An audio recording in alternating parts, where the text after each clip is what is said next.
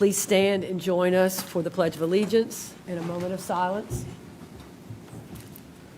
I pledge allegiance to the flag of the United States of America and to the republic for which it stands, one nation, under God, indivisible, with liberty and justice for all.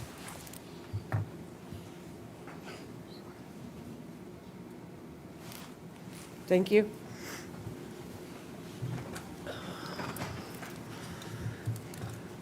This meeting has been noticed in compliance with the South Carolina Freedom of Information Act. This commission acts in review and recommending capacity for designations and removal of historic properties and districts. The commission also reviews proposed National Register of Historic Places nominations. The commission has the final decision-making authority on certificates of historic appropriateness. I'd like to introduce myself. My name is Melanie Millar. I'm the chair. And to my left, I have Jason Crowley, Pat Sullivan, and Pat Jones. To my right, I have Anna Johnson and English Purcell. Also seated to my right have Commission Attorney Mark Bell, and seated to my left, I have Joel Evans, Director of Zoning and Planning. Joel, would you please introduce your staff? Yeah, Andrea Mellis is not here, but she's watching it on YouTube. She's not feeling well today. Emily Pickett is here. She will be doing the presentations. Marche Miller. Also, Monica Eustace is here. And we have two relatively newer employees. One's been here a little while longer than the other. Grayson Anderson sitting there. He helps Sally with site plan review. And Annie Steele is our newest employee. And she's going to be taking over the duties of Marche eventually. Marche moved up in the planner position. So that's the staff, yeah. Also in attendance is Walt Smalls, the Deputy County Administrator for General Services. Welcome.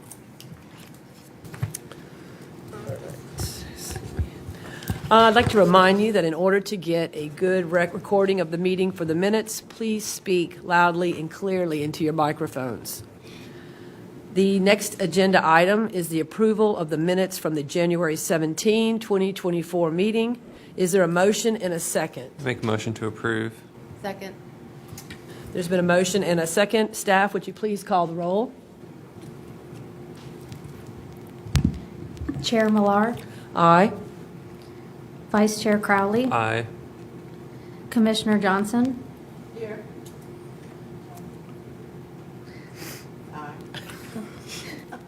Commissioner Jones. Commissioner Purcell. Commissioner Sullivan. Aye. The ayes have it. Thank you. The next agenda item is HIST-12-23-00103, a request for a certificate of historic appropriateness. Emily, would you please discuss? Thank you very much. So this request is for a certificate of historic appropriateness for a new single-family dwelling unit at TMS 614-0000250, which is 3858 Abe White Road, a property within the 10 Mile Community Historic District. Since the designation of the 10 Mile Community as a Charleston County Historic District, 15 applications for CHAs for properties within the district have been received to date. The 10 Mile Community was designated as a historic district in June of 2022. In August of 2023, the subject parcel's current boundaries were recorded via a plat, subdividing the parent parcel into 3 lots. So the applicant is proposing to construct a new 2,190 square foot 3-story single-family dwelling unit on an existing 0.63 acre parcel. Their proposed home has a drive-under 2-car garage. Here's the location of the subject property when we're looking at the county as a whole. This is a map of the 10 Mile Historic District showing the subject property's location off of Abe White Road. The 10 Mile Community was recognized in the 2016 Charleston County Cultural Resources Survey update as a remnant freedmen community having significant social organization and settlement patterns. The subject property is zoned low-density residential R4 and is undeveloped. The future land use designation is urban suburban cultural community protection. Properties to the west, east, north, and south are also zoned R4 and contain single-family dwelling units if they're developed. The subject property is in the AE 11 flood zone. Here's an aerial view of the subject property. These are photos of the subject property on Abe White. And these are also surrounding properties on both Abe White and Gadsdenville Road. Here is the proposed site plan, which shows the home. The building footprint is 1,559 square feet of impervious surface, which together with the proposed hardscape driveway translates to 9.4% lot coverage. So here are the front and rear elevations of the home, along with the left elevation and the right elevation. The applicant did provide responses to all of the applicable approval criteria. Based on the applicant's responses, the applicable approval criteria may not have been satisfied. Therefore, staff recommends disapproval. In order for the application to meet the approval criteria, staff suggests the following changes. 1, break up the massing of the structure to match the design of the homes existing in the area. 2, place the home further back on the lot to be more consistent with existing homes. We measured that existing houses along Abe White Road are set back an average of 150 feet. Lower the elevation of the proposed home to the minimum required by building code. We spoke with the building services department. They stated the required design flood elevation is 13 feet, and the height above grade would be approximately 4 feet that the home would need to be elevated to meet that. And lastly, 4, change the proposed driveway material from concrete to earth or gravel to be consistent with existing homes along Abe White and decrease impervious surface coverage. So prior to today's meeting, 22 letters in opposition and a petition with 90 signatures opposing the request was received. And we, of course, noticed this meeting as required. Thank you very much. Thank you, Emily. We will now hear public comment. Each speaker will be limited to 2 minutes. Please state your name and address before giving your comments. Mark Lipsmeyer.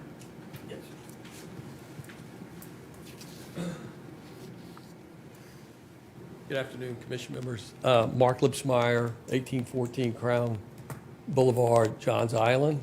I do want a couple minutes to address staff's comments. Thank you, Emily. Comments 2, 3, 4, 2, 3, and 4 are easily addressed. We'll be happy to address those, but 3 and 1 kind of go hand in hand. As Emily mentioned, the existing topo is around 9.5 feet. And to get the comply with flood requirements, we need to be at 13, so about 4 feet of fill. So our thought was to do a drive under instead of bringing in a bunch of fill on these lots. And I'm saying these lots, we have 2 applications and both of them are very similar. So those comments go hand in hand. But anyway, but after looking at, I completely understand the massing concern. So day before yesterday, I started looking at it. What we could do as well is we could remove the lower level, don't do a drive under, do a raised slab, and then driveway down the side of the house and then parking at the rear. So there would not be a garage facing the street. So that's an option. I do have a drawing actually, if you'd like to see it today. I can hand it to you if you'd like to see it to give you an idea what I'm referring to. The other comment, the 150 feet back, the lots are only, if you average them, about 140 to 150 feet deep. So we can't push the house back that far. However, we could push it back as far as we can. There's drainage easements on the back, so that constrains us to how far we can also set it back. But anyway, I'm here to answer any questions and look forward to any suggestions or comments you may have. Thank you. Thank you. Craig Askew.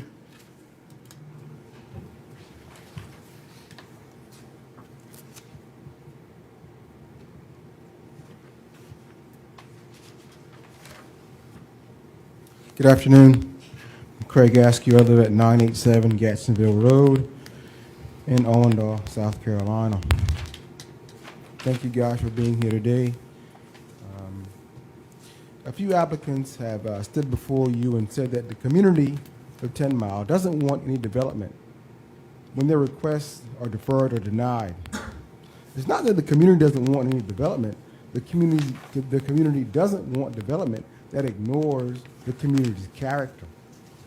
The community doesn't want development that seeks to come in and change the character to what the applicant wants by forcing architecture, lot size, lot densities, and patterns that don't complement the overall community and are totally out of character for the community.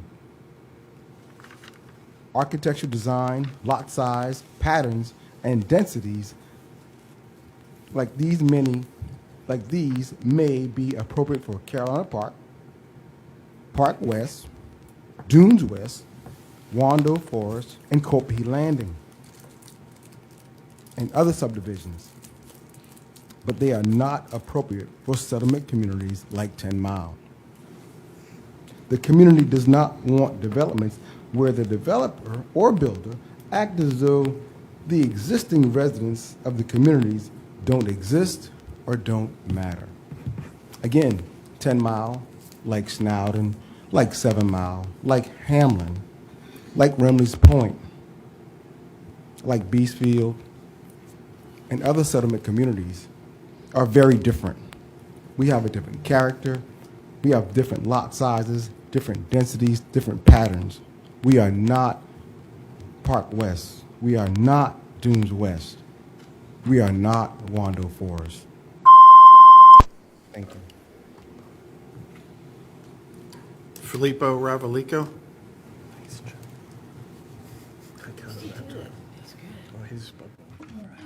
Good afternoon, Filippo Ravalico, 510 Live Oak Drive.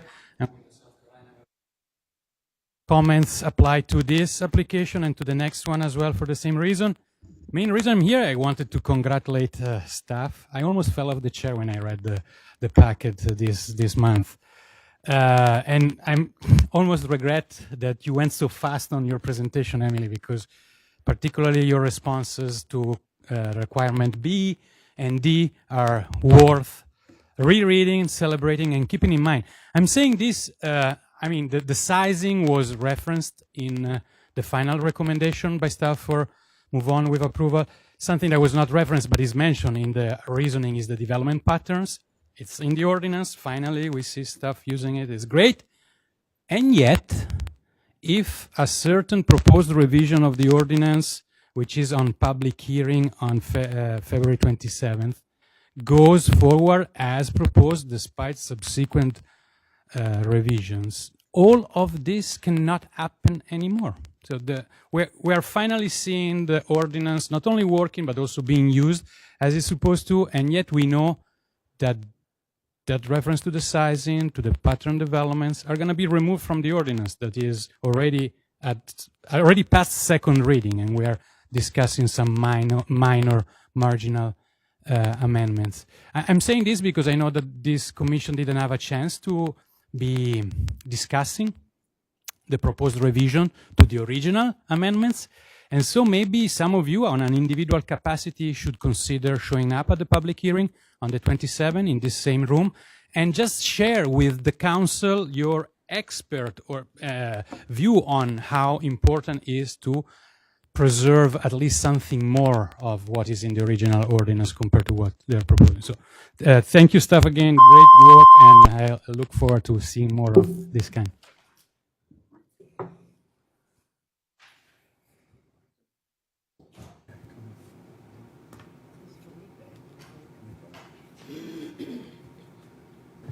Filippo, where did he go out? He left? He just left. just walked out. Okay.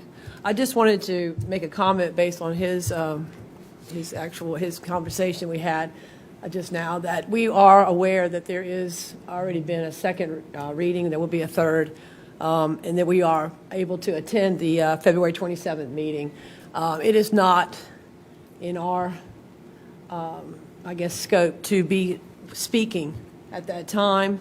I mean, I think being in attendance is relevant, but I think that our commission has a function here that we're all aware of, and just to speak out at that time is not in the best interest of the commission or in these particular designations. That's just my comment after speaking to staff.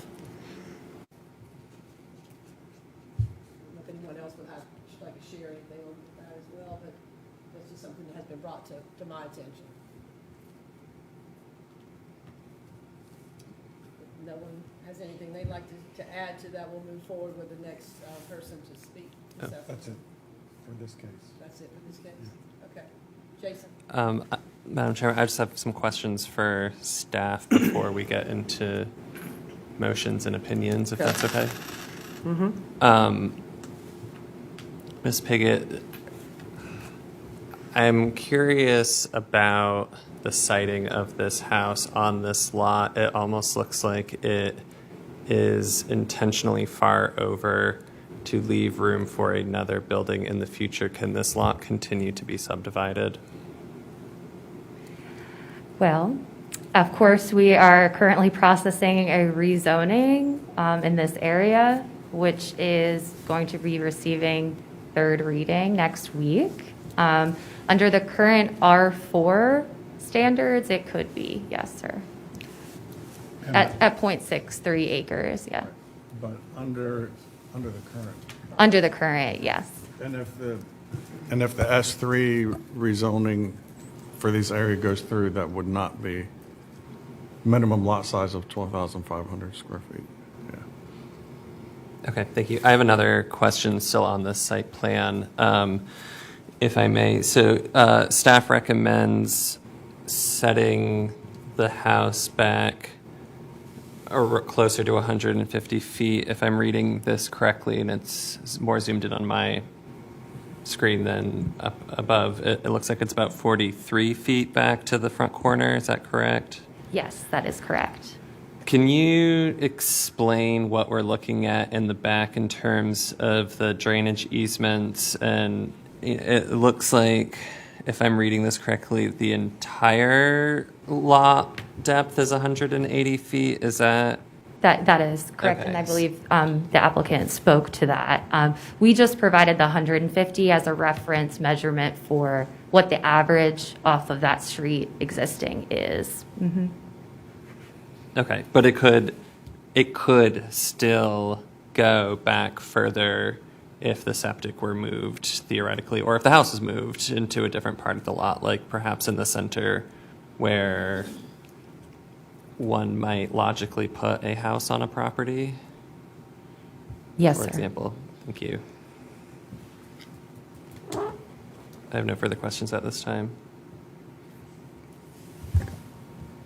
Is there anyone else that has questions for staff? Yes, Pat? Could you tell us when the lot was clear cut? That was by a previous property owner. So we don't know. Oh, it was in the past 3 years, I believe. But that was a violation that was handled already. Okay.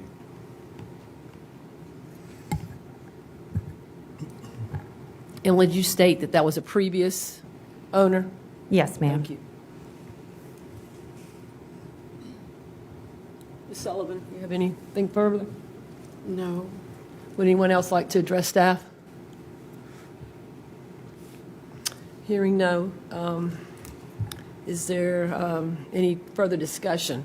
I'll make a motion. I'd like to move that we defer this application to give the applicant time to reflect on the staff's comments and whatever additional comments might be coming from the commission, and resubmit at a date agreed upon by staff and the applicant. Could I leave it that open-ended? Second. Okay. Well, there's been a motion and a second to defer this. At this time, is the applicant, do we need to discuss when this might be? Month, 2 months? What is our process for that? Commission members, I believe then the motion was to defer until the applicant and staff have come back with a complete agreement. So therefore, as soon as the applicant can come, whether that's shortly or whether the applicant would like to take more time, that's up to staff and the applicant. Okay. Yes, Ms. Sullivan? Okay, if we defer it and it's for certain reasons and it comes back, we can only vote based on those reasons or something else? No, you'll be voting on it basically like it's a new application. Like it's a new application? Right, yes. So it's a redesign of the proposal, and the commission can review it as it's a new application. Ms. Sullivan, I'm assuming that based on the recommendations of staff, that would be a new application. I mean, we'd be coming forth with another proposal for us to look at that time. So it would be a brand-new situation, is that correct? Yes. That we can vote yea or nay on? Yeah. Correct. Is there any other discussion before we go to make a vote? Yes. Yeah, thank you. I do have some specific comments based on the current proposal and comments from the applicant. I would be curious, and if allowed, Madam Chair, to have the applicant potentially answer the this question. I'll leave it. I'll ask the question and leave it up to you to decide if it is okay for him to respond. But I was just curious about his mention of redesigning the property with a raised slab, and what elevation that would, or how high off the ground that raised slab would be situated. And if that could be done in a way that would prevent the addition of fill material being brought in, because that was something that would be a concern for me, and I would recommend, if it still requires the use of fill material, to consider a 4-foot crawl space as opposed to a raised slab that still requires fill material. I know this might perhaps, Joel, fall under other regulations of ours, but just thinking aesthetically about houses, one could very easily justify a crawl space versus a slab. Yeah, that would be a building code issue as well, I believe. The stem wall, I believe, is what they call that. There's a maximum height that you can go with those, which I believe is 2 feet. So, so if it's raised to the flood elevation, there'll have to be something other than earth inside of that 4-foot raised area, which in turn would be a crawl space. Okay. Yeah. Right. Some additional comments to add into the record and for the applicant to consider. Considering how narrow the adjacent lot is that we're about to also be looking at, and how large this lot is, it may behoove you to consider centering this house a little more, not only pushing it back, but putting it a little more into the center. I do like the response regarding the driveway on the side, and particularly staff's recommendation of it being an earthen driveway, to better reflect the community, and to consider some of the overall height and massing of the structure, to look at some of the styles of the existing buildings and homes in the neighborhood, to potentially consider maybe a 1.5-story structured house instead of a full 2-story house like this, to again just be a little more toned down and reflective of the community. Those are, and then again, note not using vinyl siding. Those are some of my recommendations to consider during this period. Thank you. Thank you. Would the applicant like to come forward and address any of those questions or concerns? Thank you.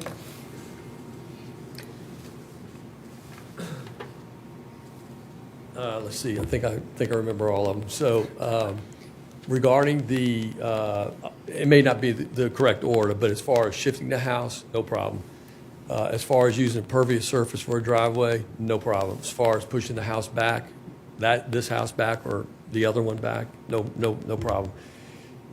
The elevation, which you know is at around 9.5, and we need to be at 13. The comment made about the stem wall, you can actually go 4 feet with a stem wall.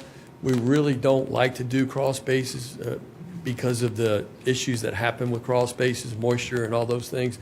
So if we did a raised slab, we could do an 18-inch raised slab, and we'd only need to bring in about a foot and a half of fill. But that would be close to the house. As you get away from the house, obviously that drops off significantly. And again, that was the impetus for doing a drive under to eliminate having to bring fill in and keep it, lower. As far as the massing goes, again, as I passed out, we can knock off the lower level, do a side drive, put parking in the back and no garages to the front. We can take another look at possibly doing, we don't have a 1.5 story plan, but it's something that, we can potentially take a look at. And timing is obviously an issue as well. But anyway, I think that addressed your comments. Thank you. I do have a question before you sit down. As far as your opinion on this is a Craftsman, it's a 2-story house, even if you remove the... That's right. Okay, so the question was, could it possibly be, 1.5. reduced? Correct. Is this, in your opinion, a Craftsman-style home? It is, It yes. is. And the materials would be... They're hardy plank. Okay, so No vinyl anywhere. Okay. Thank All you. wood porches, wood decking, everything. Any other questions while we have the applicant? Yes, ma'am. Is your microphone? Not on? Okay. So in reference to the filling in material under the house, I'm not really convinced about, clear on how that helps with the flooding of the neighboring properties. When we tend to fill underneath the house, the water runs, and these houses are built so close to the edge sometimes. This one, if you move over, that's good. But water tend to run down off of the side of the filled property onto the neighboring land next door and causes a flooding problem on them. And I think that's something I really would like to hear, Mr. Evans. Yes. Just how is the planning So trying to help, alleviate that kind of a problem? Because all of the older houses that are there on flat land should not be suffering from new people coming in, building, and making this water, flooding situation. Right. So in this particular case, so there are different ways to meet the stormwater requirements, the requirements of the building department of elevating homes to meet the code. One of the ways is to raise the whole platform of the building footprint with earth, which requires it to slope far away, and it would slope probably all the way out to the property boundaries. And it would take so much earth, it wouldn't be probably economically feasible in this case because you have to go up 4 feet. So if you're not going to do a drive under house that has a void underneath of it where you drive under, you have two options then. You have a 4-foot crawl space where you have the walls that go straight up and it's just air and utilities underneath, or you go up the 4 feet and if it's correct, and I believe the gentleman, he's a builder, if the stem wall is allowed to go up to 4 feet, you can fill just the inside part of that wall with earth. It's a raised slab. So you raise just the inside of that wall. And so the earth outside the wall would not be disturbed, or very minimally. You're not raising the whole lot up. You're just raising it up inside the building envelope. Okay. And is that something that he said he was willing to do? I missed that part, about just filling in some parts on the inside? Yes, ma'am. So he's correct. So when you do a raised slab, I'm trying to explain, it's basically a box. And so it's an empty box, and it's made out of concrete, the exterior, and the inside of the box is filled. And then the slab is put on top of that box. And then there's minimal dirt, if you will, or fill that goes around the outside. And that's just to get the water away from the house a little bit, away from the house itself. We're required, as a builder developer, to maintain any drainage on our lot. We're not allowed to move water away from a lot. But I do want to make one more comment, if you notice on the site plan. So there are detention ponds and ditches in the area that water will filter or migrate to, that will also hold any stormwater from those lots. So that's also, helps minimize flooding in the area. But we're required to maintain our water quality on our lot. We're not allowed to move water to an adjacent property. And that's done by different things. It can be done by drains, French drains, again, some fill to help contain water on a lot and move it to the street or move it to the rear to ponds and ditches. All right, That thank make you. sense? Thank you. Yes. I'm curious, maybe it's just my own knowledge, and when you do the fill-in of that particular 4 foot, 5 foot, 4 foot area, does the plumbing also go in the dirt area that you're using? That's correct. That's That's correct. So is it accessible? I mean, is it easy to get to? No, it's in a slab. So just think about a regular, what they call mono slab. Just a regular mono slab, the house that's, a one-story house, Right. it's on a mono slab, 8-inch, all that plumbing is underneath the slab. Okay. So it's the same thing, Same it's thing. just up, it's just Built up. up. Yes, Okay. You just need to measure very carefully where all those, exactly. You better get it right, yes. Is that it? Thank you. Does anyone else have any? Yes, Ms. Sullivan? Yes. It already seems too late for this comment, but I drove out to see the neighborhood yesterday.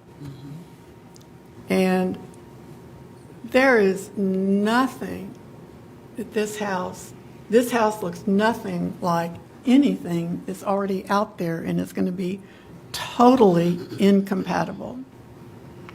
The houses that I saw were mainly one story.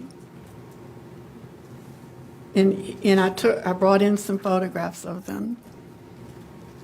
So I was ready to vote no, and it looks like it's too late. So those are my comments. My understanding is that we're starting from ground zero whenever we decide to defer this to. Is that correct? That's my understanding. so I think, let me just interrupt. We're giving the applicant feedback and taking advantage of having the meeting here while it was still scheduled. The applicant had made the offer, I think, to pull the application, but it was a little late. And this is valuable information that the applicant can have to go back and rework the design, all of this information that he's gathering.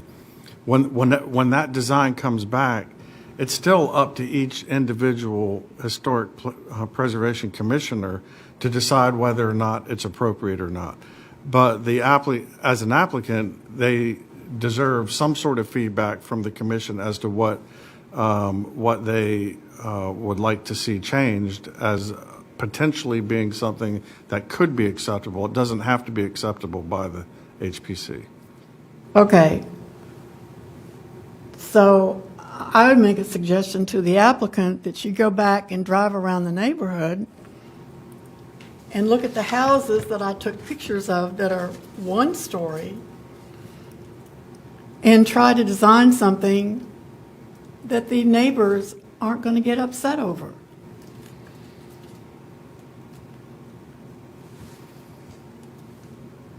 It's they've lived here for generations. think that it's hard to understand, I think maybe as the applicant and others, when it's not a designated historic community, that the same ground rules just don't apply, you know, and I think that with progress, we all see different designs, we see different accommodations, we see now things have to be raised off the ground because of flooding. It's just a really hard line to try to meet on, and I agree. I think that the fact that the applicant came and he gave up his time, and he's trying to, you know, accommodate the suggestions that we're giving as staff and as members. I think at this point, that's all we can do. This property has been sold. These people have a right to build on this property. It's our responsibility as a board, in my opinion, to try to find something that's conducive to this area, and I respect that. I respect that he's trying. I respect that these people live in a historic designation and they deserve that, but we all do need to come together, and I think that, you know, he's showing this effort that he's making as the builder. We have to also be willing to accommodate. Thank you. Yes, Add on to that, please. I just want to add on that, and I thank the gentleman for being open to some ideas and suggestion, and we want to, I would like to have him utilize his property. However, I think we really got to give respect to the people who live in the community, and maybe if you can get with the folks once you come up with some ideas, or, you know, to go and present to the community association out there, their leaders, and see how they feel about what you are proposing before you bring it back to us.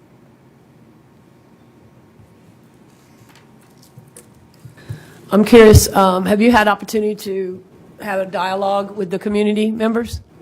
I have asked a couple of times for contact information on who, you know, the group to present, and I've been unable to take that information. This is Mr. Eskew, is that how you pronounce his name? Yeah. Eskew.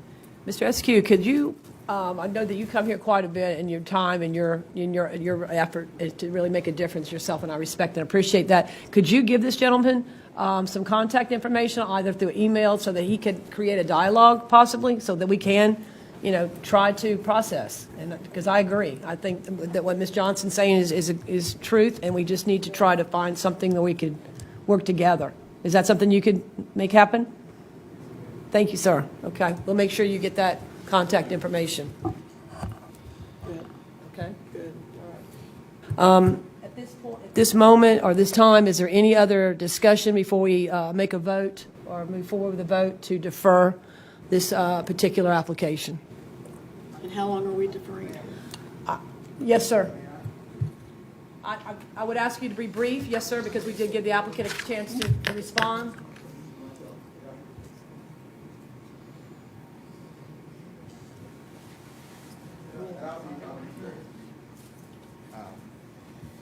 You guys talk about the deferral and giving the applicant a chance to socialize his ideas with the communities. But I want you guys to really understand where we are and what we're actually trying to do.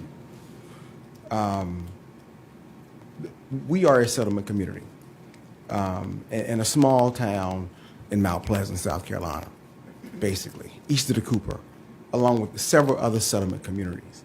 Black people in America have been really working to try to be a part of America for a very long time.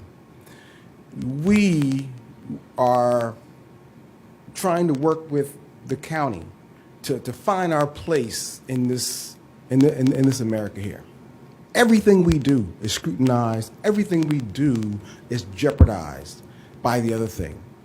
And I'm trying to figure out myself, how much longer are we going to have to keep fighting, keep pushing? I guess forever. But and we're talking about property rights. This property was a single-family trailer in my neighborhood. Then it became a commercial site for boats, heavy equipment, and the likes. Now all of a sudden it's back to a residential. So that part to me is, where are we going with that? But I'll be, you know, I don't understand where we're going. Nothing in the community looks like this house. Almost nothing. Thank you. I understand. I think a lot of what you're saying deals with zoning, and which is definitely not what we're part of. We're all here on our own time, just like you are, and volunteer because we care what happens to the community. I'm a history teacher of over 30 years, so I care about what's happening in the community, but I also know that this is capitalism, and people have an opportunity to have property. And yes, we do have to find something that's going to be conducive, but at the same time, he's trying to make the effort to find out what that is, so I think that we have to figure a way for that to happen. And at this time, I would ask Marche to please move forward with the vote. Or Annie. Or Annie. Chair Millar, Aye. Vice Chair Crowley, Aye. Commissioner Johnson, What is the time period we're talking about here? Would you please address that, Mark or Joel? Commission members, the motion on the floor is to defer until the applicant and staff have come back with a new application.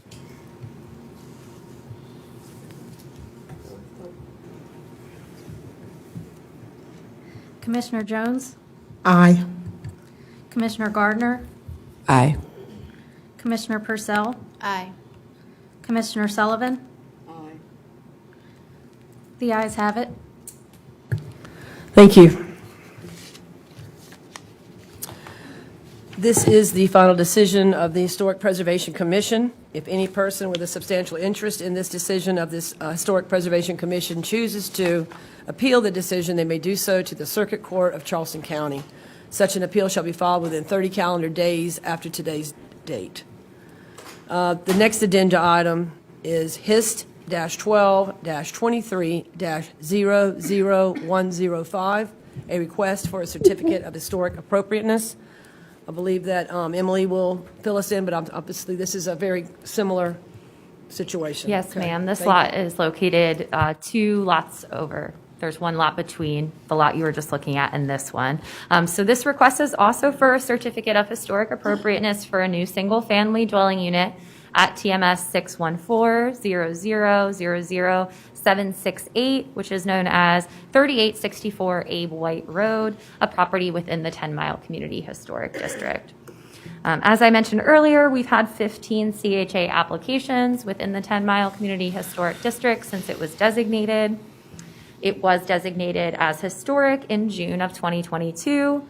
This property came to be in its current formation via a plat which subdivided the parent parcel into 3 lots in August of this year. So the applicant's proposing to construct a new 3,016 square foot, 3-story, single-family dwelling unit on an existing 0.25 acre parcel, and the proposed home also has a drive-under 2-car garage. So here is that location again when we're looking at the county overall.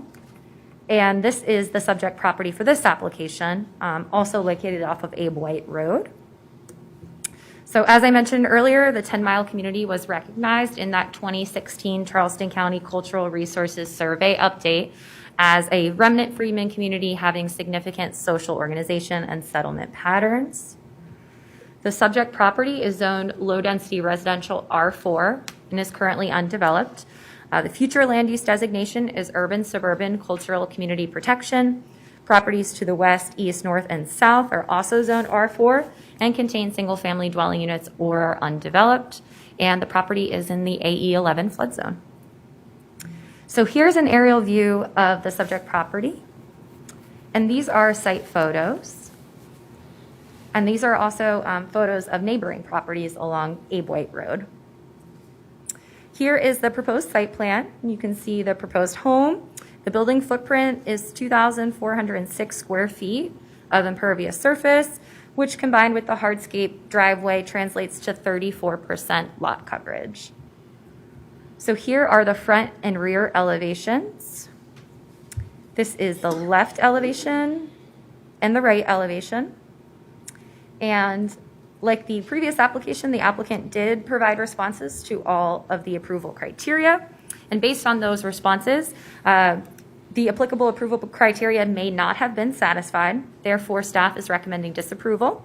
In order for the application to meet the approval criteria, staff is suggesting the following changes.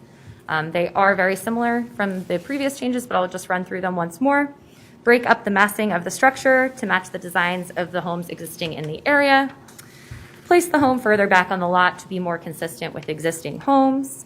Lower the elevation of the proposed home to meet the minimum required by building code. And change the proposed driveway material from concrete to earth or gravel. So prior to today's meeting, we did receive 21 letters in opposition and a petition with 91 signatures also in opposition to this request. And we noticed as required. Thank you. Thank you, Emily. Okay, now, in my opinion, this is obviously a different structure. Excuse me. This is obviously a different structure, but it's obviously the same builder. I know that there may be some questions for staff, so I don't know that is it necessary to have the applicant speak again on the same premise of the? They signed up to speak, so it was up to the commissioners as to the speakers. We had 1, 2, 3. We had Okay, 4 well, the people sign up. applicant, you have the right to speak, so I would ask you if you would be interested in speaking again, and then, of course, we'll open it to the public. Respect everybody's time. My comments are similar to the first application. We appreciate, the opportunity to come here and listen to your comments, and we understand the concerns, and we will address those comments and come back to you for both applications. Quickly, though, again, about the drainage, if you look at the site plan, there is a drainage area across the rear of all these lots that will handle that water coming off the lot. So that water will go from front to back. And one other thing about the massing, we did have an application in for Lot 3, which is the ones between that. We actually pulled that application because of preliminary comments about it was still a 2-story, but it was a raised slab, and there were comments about the difference in the height. So again, respecting preliminary comments, we decided to pull that, thinking that the drive under would work better for the fill. So again, we're amenable, to making this work, and I'm here if you have any other questions. Does anyone have any questions of the applicant before we move forward to the public comment? I guess we could always come back to that. Should we go ahead and do the public comment? Yep. Craig Askew. We'll come back to that. Oh, sorry. No. Mr. Askew, would you like to come forward again?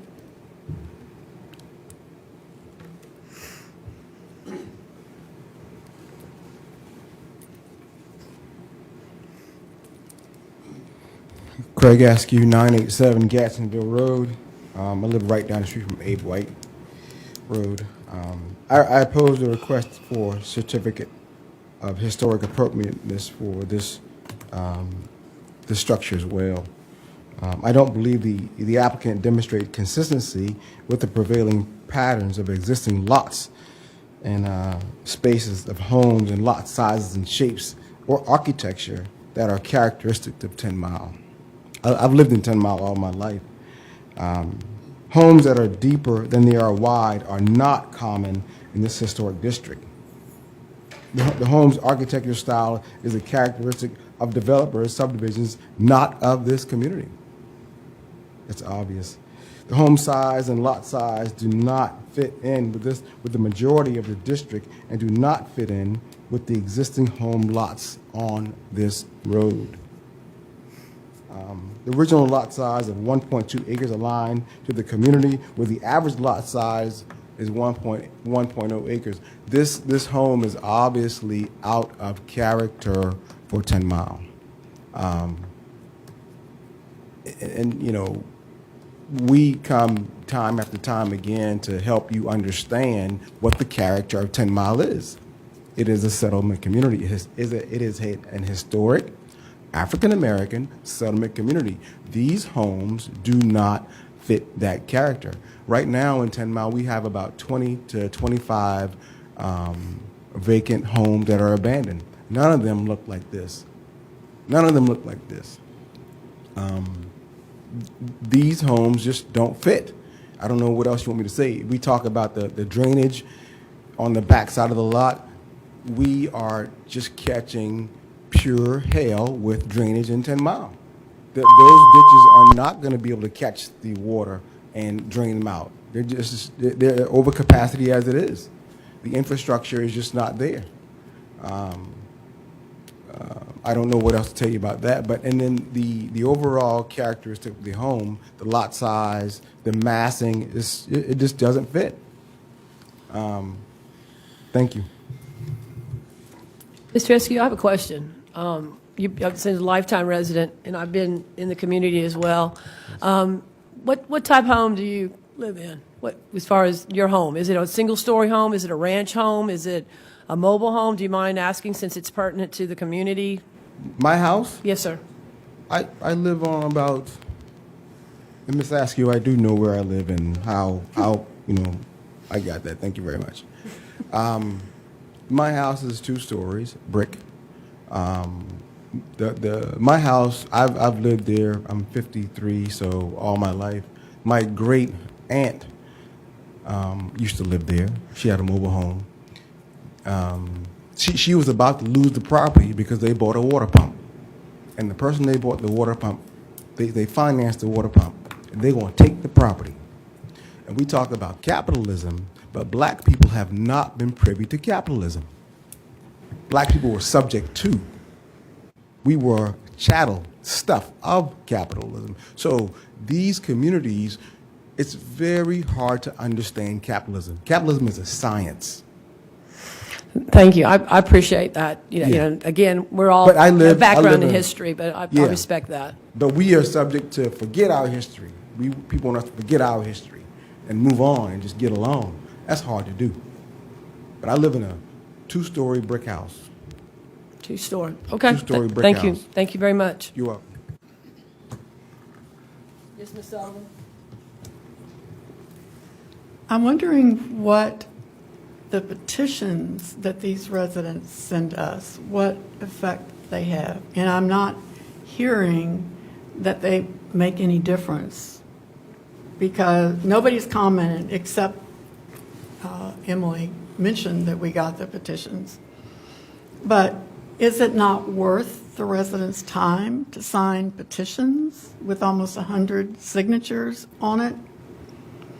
Do they just, does their opinion not count? Because it doesn't sound like we're making our own decisions. It doesn't sound like we're listening to what they want. When I drove out there yesterday and looked at all of the houses, I took pictures. Y'all can look at them if you want. But what's being proposed has absolutely no resemblance, no respect to blend in with what's already there. And I have a big problem with that. Another thing that hit me is the house that's under consideration right now is on a larger house on a smaller piece of land than the first application. And I don't understand that either. I'd like to know the rationale behind that. Sullivan, I believe that home size is obviously conducive with the zoning. Otherwise, I believe it would have been struck down. Is that correct? Yeah, it has to meet the zoning requirements for it to, I think Jason wants to talk. Okay, excuse me. Jason, please. I'll wait till. Okay, Ms. Sullivan, would you please go ahead and finish your discussion? Well, I have so much empathy for the 10 Mile people, and it sounds like we're not listening to them at all. That's one of my big issues, and I'll stop. I appreciate that. I don't think that's a fair assumption, no, but I appreciate your opinion. That's my opinion. I want to just make some comments that generally echo some of the earlier comments that I made on the previous application, but do relate to something that Ms. Sullivan just said, and that is about the massing and the size that is proposed here. I do think that this is exceptionally large for the size of this lot. I understand that and have frustration with the size that these lots were broken up, which is not something that we were able to weigh in on, and want to commend this community for responding to that issue. And what it sounds like is the rezoning for the community is about to better reflect the other settlement communities in the area, and should hopefully, I mean, it's not going to be perfect. 12,000 square feet is not that large either, considering some of the other lots, but it will at least better reflect the patterns of the East Cooper community. And If I could interrupt just quick. The community is also working with staff on an overlay district that would be even a different lot size as well. So great, thank you. hopefully we'll see that soon too. And I do think that this is an acknowledgement and something to commend the community for its organization and activism and self-advocacy, because without the comments time after time after time about these issues, we wouldn't know what the people who live in this area are thinking and how they want to see the future. And we are taking this lot by lot, and it seems like every month we have 5 more houses in 10 Mile that we're responding to. And the justification for my thoughts of making a motion to defer is related to the intention to allow the applicant to try to get some of the feedback based on the public comments, which I did read in the petitions, and the public comments here, the written comments, the staff comments, our comments, to try to come back with something, because it is not, in my opinion, in our best interest to just say outright no without giving a chance to have someone revise and resubmit, and potentially and hopefully also meet with the community and try to get some more personal and one-on-one input and feedback, and hopefully buy-in. I mean, nothing will be perfect, but I don't think that it's a secret of where I come from with this, that it is, I think, a result of the community's activism and activation that has led us to where we are and having these conversations today. And where our review is trying to get something better, because that it is, the ability of a property owner to develop it. So how can we make sure that it is the most appropriate? And I don't believe that a deferral is going against the community's interest necessarily. Thank you. Other speakers? We have other speakers, so I'll move forward with that. I'm going to try to say that Chloe Ravenel or Clarence Ravenel? Yes, Clarence Ravenel? Okay. Okay. No speaking there, so. Oh, sorry. That's it. Sorry, both the Ravenels didn't check. Sorry about that. Okay, this case is now closed to public comment. Again, we did have a motion to defer, and I'm guessing that at this point, if there's a second, then we can move forward. If not, then there's a discussion with staff or applicant. Second. Second. All right, there's been a motion, and there's been a motion to defer, and also a second, based on the criteria, I believe, that Emily discussed, which in my opinion was 5-fold. Am I correct? 4? 4 items on the staff report. 4 different items or 5? It's 4. 4, okay, I'm sorry. All right, I put down 5 here.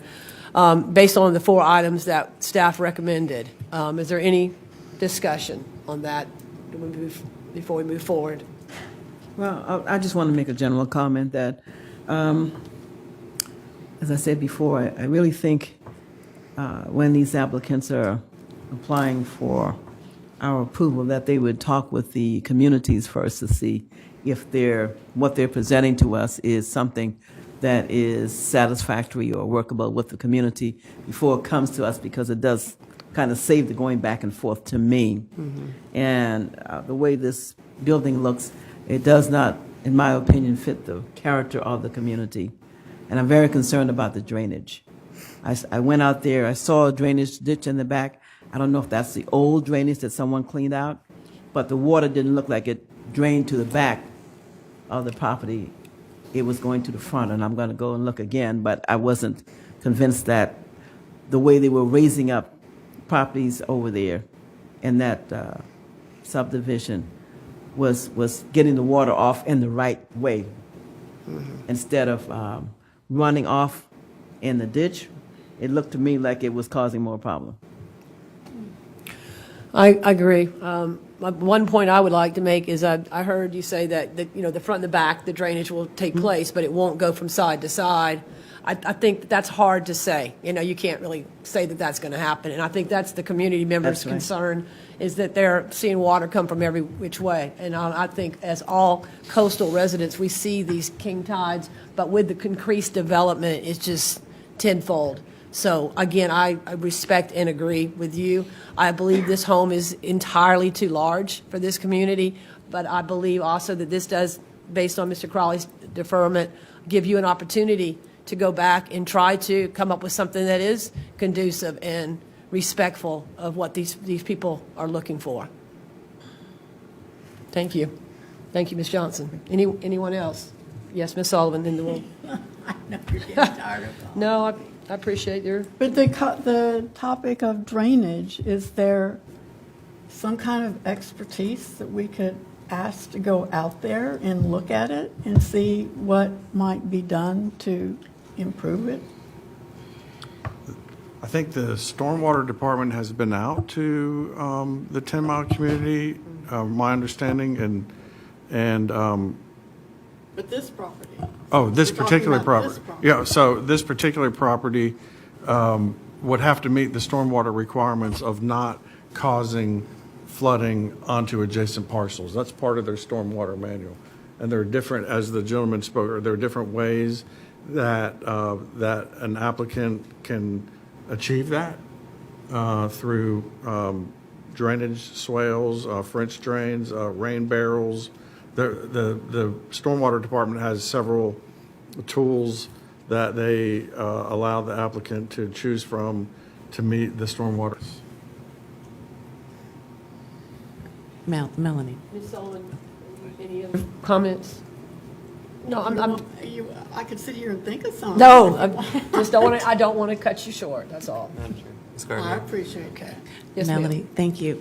I had a question for Mr. Evans. So you indicated that the stormwater office had actually already been to the property and has made...